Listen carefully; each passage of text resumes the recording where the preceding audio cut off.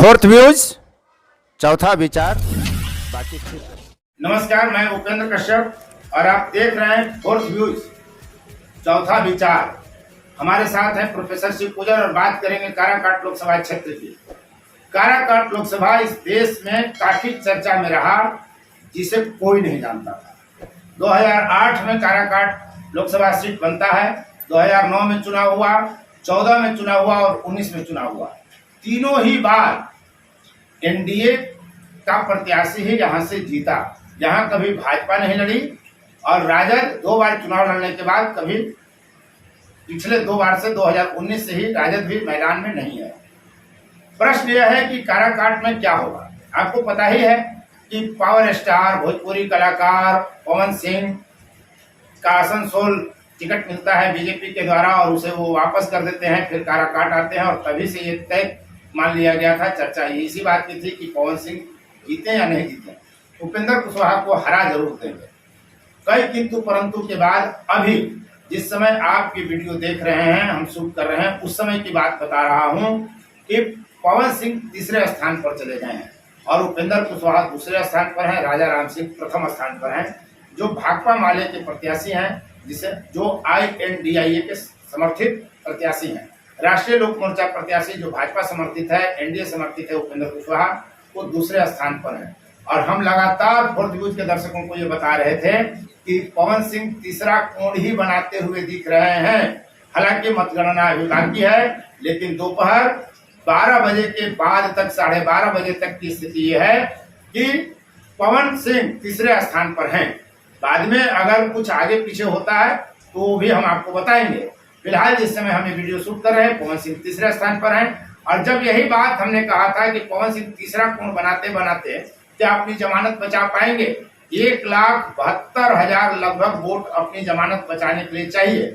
फिलहाल पवन सिंह को 57,589 वोट मिला है, उपेंद्र कुशवाहा को 62,975 वोट मिला है और राजा राम सिंह को 88,896 वोट मिला है।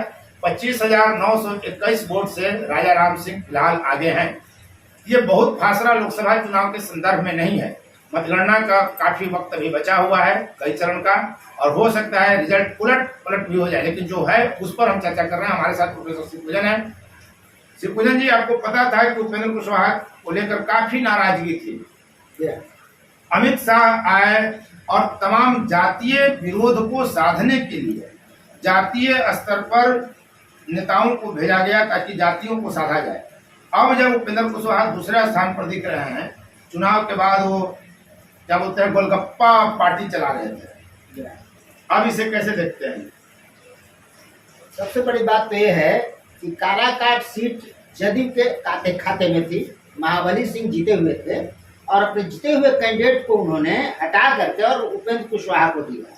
इससे साबित होता है कि उपेंद्र कुशवाहा के साथ भाजपा भी थी और नीतीश कुमार भी थे, और ये लोग चाहते थे कि उपेंद्र कुशवाहा जीत कर आए, क्योंकि उनके आने से इन लोग का हित सकता है। क्योंकि उपेंद्र कुशवाहा को बिहार में कुशवाहा का नेता माना जाता है और इन लोग को लगता था अगर उपेंद्र कुशवाहा मेरे साथ आएंगे तो 2025 का जो विधानसभा का चुनाव है उसमें हमको काफी फायदा मिलेगा, और इसी मंशा से नीतीश कुमार ने इनको वहां भेजा।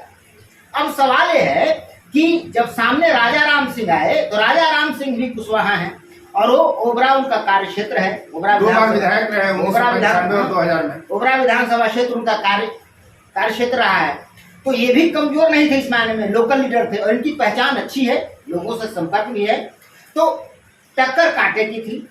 और एक बात तय है कि अगर इन दोनों में ही टक्कर होती तो उपेंद्र कुशवाहा निकल जाते, क्योंकि अति पिछड़ी वोट, कुर्मी का वोट, यहाँ जातीय समीकरण है। जो भाजपा एनडीए का जो जातीय वो पूरी तरह इनके साथ होता है। ठीक है, आप कह रहे हैं उपेंद्र कुशवाहा से नाराजगी थी और नाराजगी का कारण था क्योंकि ये मानव संसाधन विभाग में उप मंत्री थे और इसके बाद इसे उम्मीद थी राज्य मंत्री थे, कुछ बड़ा काम करेंगे, लेकिन ये नहीं कर पाए। हालांकि अंदर की बात यह है कि इन्होंने काम करने का प्रयास किया और देवकुंड में आप जानते हो कि सेंट्रल स्कूल बनाने की योजना थी, वो तो बना ही नहीं, लेकिन नीतीश कुमार ने नहीं बनने दिया। मैं साफ कहता हूँ, नीतीश कुमार ने नहीं NOC नहीं दिया, इसलिए नहीं बना, और वो कहे भी इस बात को उपेंद्र कुशवाहा ने। तो कहने का मतलब यह है कि नीतीश कुमार कहीं कहीं दोहरी चाल चलते हैं।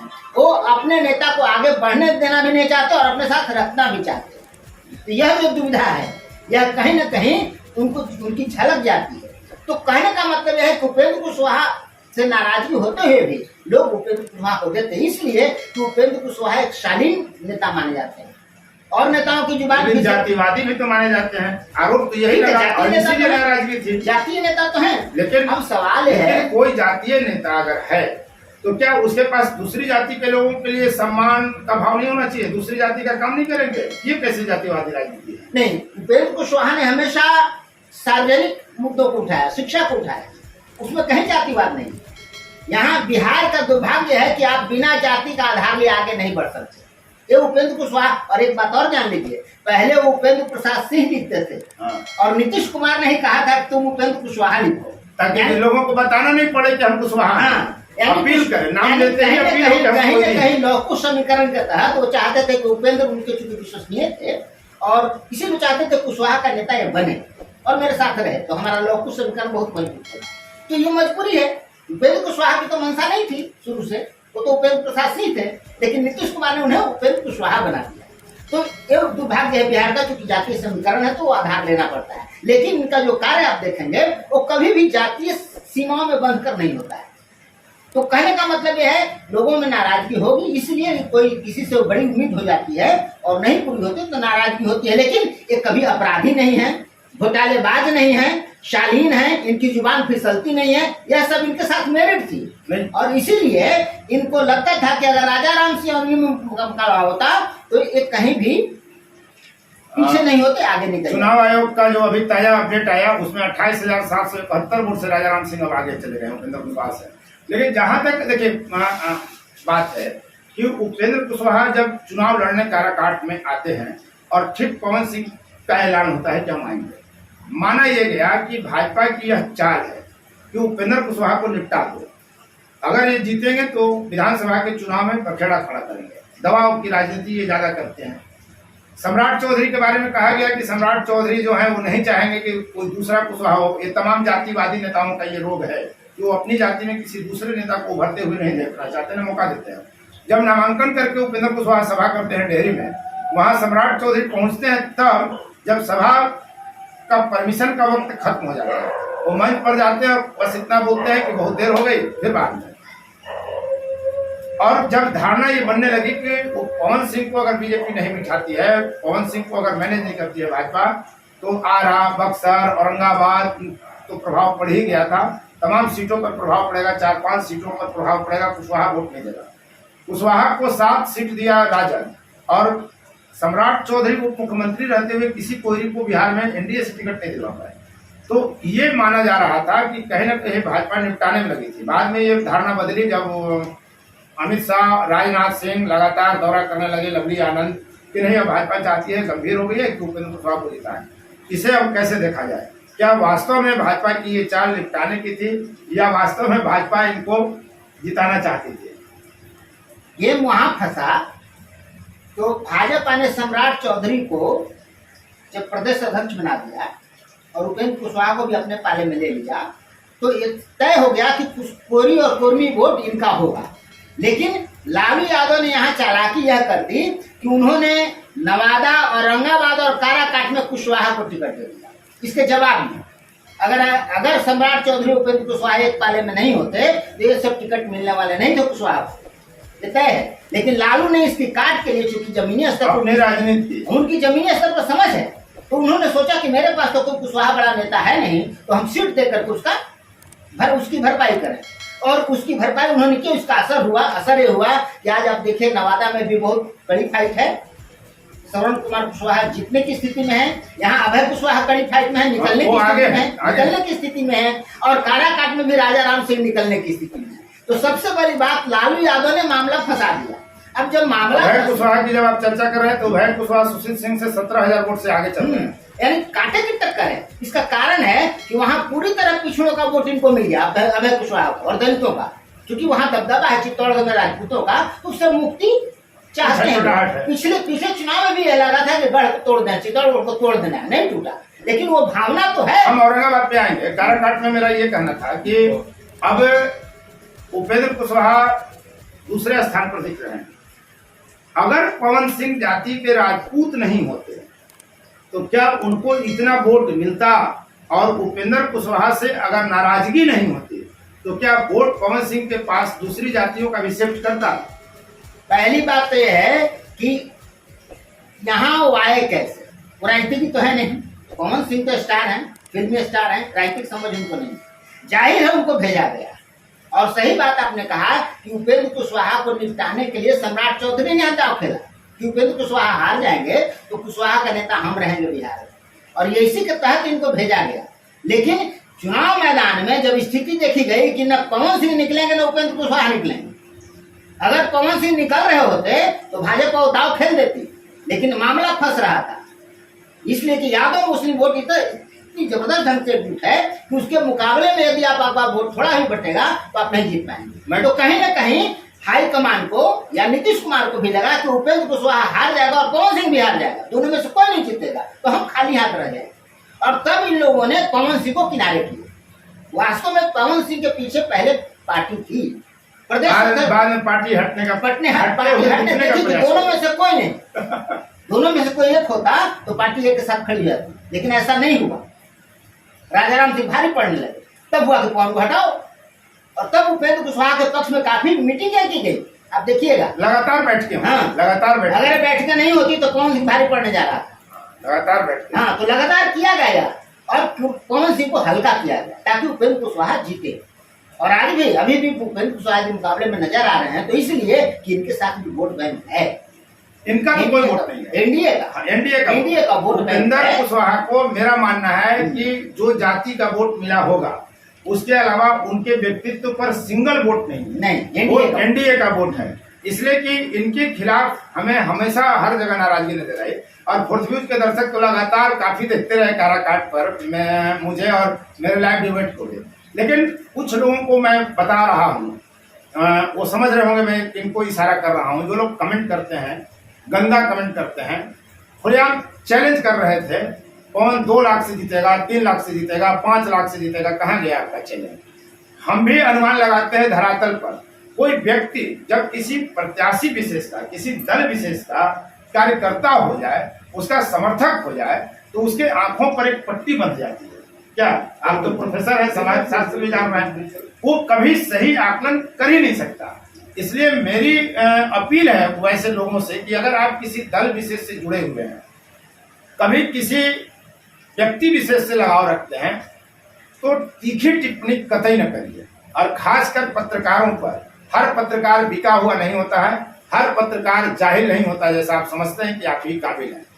तो जब विश्लेषण होता है तो ये हो सकता है कि विश्लेषण गलत हो, आज अभी हम सही हैं, हो सकता है 2 घंटे के बाद हम गलत हो जाए, उपेंद्र कुशवाहा जीत जाए।